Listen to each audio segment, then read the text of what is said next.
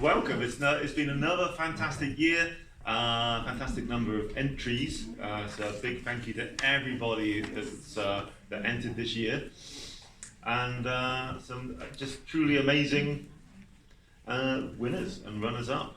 And so we're gonna get on with this. So we've got 3 categories: non-fiction, fiction, and poetry.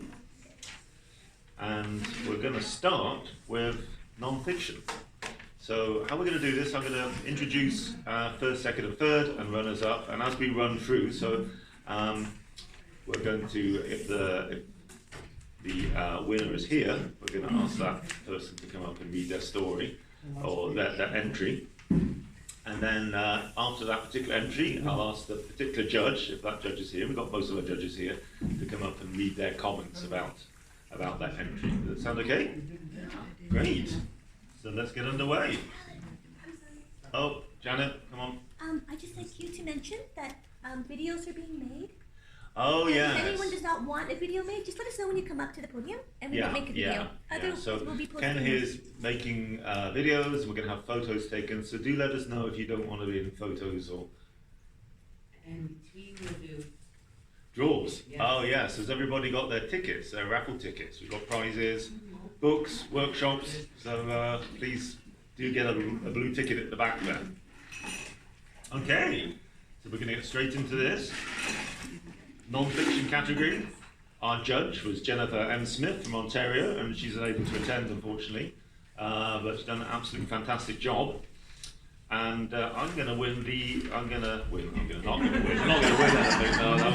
I've won everything. Yeah. So you will go home. I've won all the prizes this year. Thank you. So so our non-fiction first place went to Bryant Ross with a story called Jack Plane. And I'm going to read that for you. Brian can't make it today, so I'm going to read that for you, and then I'm going to read the comments because our judge isn't here either for this category. But it gets better, don't worry. The other categories, I think the judges are here. So. Yeah. So this is a poem called, a story called Jack Plane. I'm used to reading poems, so Jack Plane. Jack Plane. My father was a woodworker, and he taught me his trade. He taught me that we never own our tools, but that we share our time with them. Good tools, he'd say, will outlive you. Hell, the really good ones will outlive your children. My father had a Stanley Jack Plane. When he said that, it was dark blue with sweat and callous, polished red handles. It shone, and it had belonged to his father. Old tools carry the spirit of their owners with them. I was 7 years old, and I stood with him in his workshop. It smelled of dry fur and linseed oil. The floor was never clean. No matter how much you swept, there was always sawdust and shavings everywhere. He pushed the plane across the edge of a piece of pine, back and forth, his body rocking with it. Thin, almost transparent shavings sprouted up, curling over the edge and settling on the floor. And there's a noise of a plane that If you listen close, he said, you can hear their ghosts talk to you. In his workshop, he would stand behind me and show me how to place my hands, how to hold the tools. He'd teach me what he could. He'd let me learn for myself all the things that can't be taught. As the years went on and I grew up, I bought a plane of my own and built my own shop. I was a woodworker in my own right, and well skilled, I would say, to do it myself. As grown kids often do, as I learnt more and more, I thought I needed my father less and less. My old man, though, I guess he knew better. He'd just show up whenever he felt like it. And for some reason, he usually felt like it when I had a problem I couldn't solve. When I was scratching my head and throwing down my pencil in frustration, I'd hear his old pickup crunching down the gravel driveway. When I couldn't cut the dovetail right, he'd wander in, hands in pockets, and lean over my workbench, look at what I was doing. And just like he did when I was 7, he'd reach his big callous hands out and take mine in them, and move the saw or the hand holding it just a millimetre or two. And suddenly the angle was right and it all worked. Other times, though, he'd say in that slow drawl of his, "Just looking around," and he'd wander around my shop, sipping a cup of coffee and poking his nose into things, running his hands over a piece I was working on, checking on my work, curious, interested, and maybe a bit lonely. I never really understood that at the time. When he was 75, I was working in the shop one summer day, and he drove in like always. I was working on a hope chest for my daughter. He walked in, a smile on his old face, like always, and poured himself a cup of coffee, like always. He wandered the dusty floor, just like his own, and drank his coffee silently, poking into things, picking things up, checking my work and nodding. For a long time, he stood just over my shoulder, looking past me at the work I was doing. I could feel him there, a presence, warm, loving and strong. When he finished his coffee, he walked out to his truck and came back with a cardboard box about a foot long. He put it on my workbench saying, "Well, I'll be going now, see you later." I waved distractedly from the job I was doing. "Yeah, see you later, Dad," I said, never really pausing or looking up. It wasn't till a day or two later that I noticed the box. When I saw it there, I wondered what it was and picked it up. It was heavy. I opened it. Inside was a bundle wrapped in old, oily newspaper.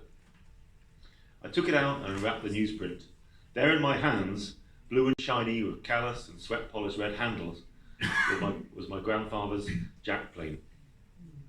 I held it in my hands, then, feeling its warmth and smoothness, admiring the mirror-bright sheen of its iron's razor edge.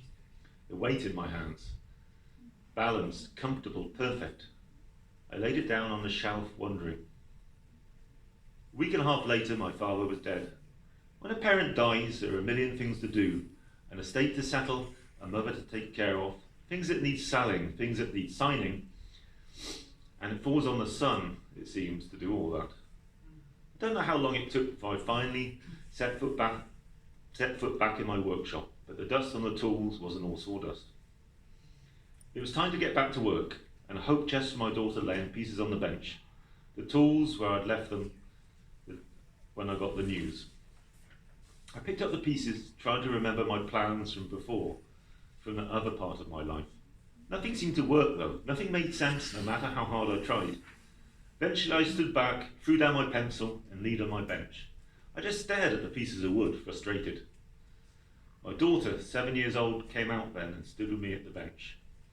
I looked down at her, her eyes exploring the workshop, up at the rafters where collected things hung, at the walls where the material for new projects leaned, and the bench where my tools lay. She put her hands in her pockets and wandered. "Looking around," I heard in my head. I walked over then and took a piece of pine from the scrap bin, 1.5 feet long, straight, white, clear and clean. I secured it in the vise. I reached up on the shelf where I'd put it and brought down my father's and my grandfather's Stanley jack plane. "Here," I said to my daughter, "hold it like this." I put my big hands over her little ones on the red handles, polished by generations of sweat and calluses, set it on the edge of the pine board and pushed. Years of care and skill had sharpened that blade. It shone like chrome. There was a hint of resistance as the blade sliced through the wood fibres. A shaving so thin it was transparent leapt up out of the throat of the plane. "Shh. That's the sound a plane makes when everything is good," I said to her, guiding her hands, pushing, pulling, smooth, rocking, holding the plane steady and true on the wood. "Shh. That's the sound a plane makes when everything is good," I said to her, guiding her hands, pushing, pulling, smooth, rocking, holding the plane steady and true on the wood. The shavings, tossed out, spilled over the top, flicked impatiently, aside by her small hands. I let go. She didn't need my hands now. She rocked in time with the tool, fractions of an inch coming off the wood, shavings curling off and falling onto the floor. I saw a moving shadow in the corner of my eye. Somehow I knew it for what it was. I stepped back and leaned on my workbench, watching. He wandered the dusty floor, just like his own, and drank his coffee silently, poking into things, picking things up, checking her work and nodding. For a long time he stood there just over her shoulder, looking past her at the work she was doing. I could feel him there, her presence, warm, loving and strong. Beautiful, beautiful story.